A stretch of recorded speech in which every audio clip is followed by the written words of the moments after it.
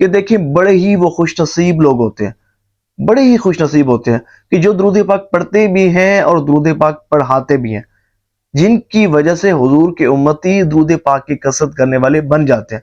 تو آپ ایسے بن جائیں نا، آپ کی وجہ سے حضور کے امتی درود پاک پڑھنے والے بن جائیں۔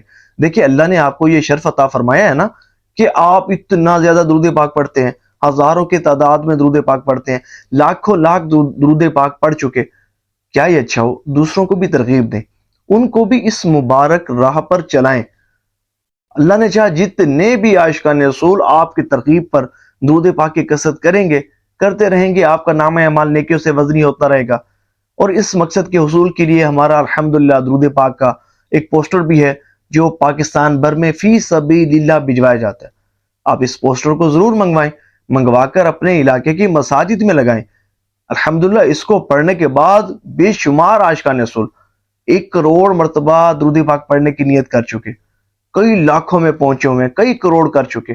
بڑا بہترین الحمدللہ یہ درود پاک کی ترغیب والا پوسٹر ہے اور کم و بیش 44,000 کی تعداد میں چھپ چکا ہے۔ اس کو منگوائیں، آپ بھی خادم درود پاک بنے، خادم درود پاک بنے۔ یہ بڑی خوش بختی اور خوش نصیبی کی بات ہے۔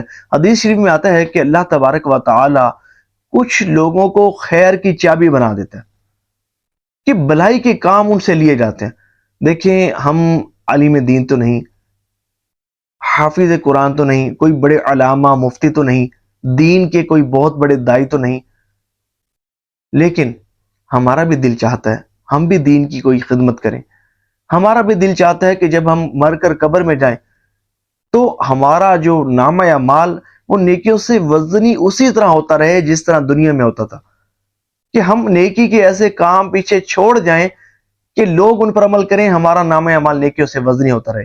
تو اس کا بہترین ذریعہ یہ درود پاک کا پوسٹر ہے، آپ اس کو منگوائیں۔ فی سبیل اللہ ملتان سے پورے پاکستان بھجوائے جاتے ہیں، صرف ڈاک خرچ جو ہے وہ آپ کو دینا ہوگا، اور اس نیت کا اظہار بھی کرنا ہوگا کہ آپ خود جا کر ٹیپ کے ساتھ یا اپنی ذمہ داری کے ساتھ اس پوسٹر کو مساجد میں لگائیں گے، اور اس کو لگانے کے بعد پکچر بھی جو ہے وہ واٹس ایپ کریں گے۔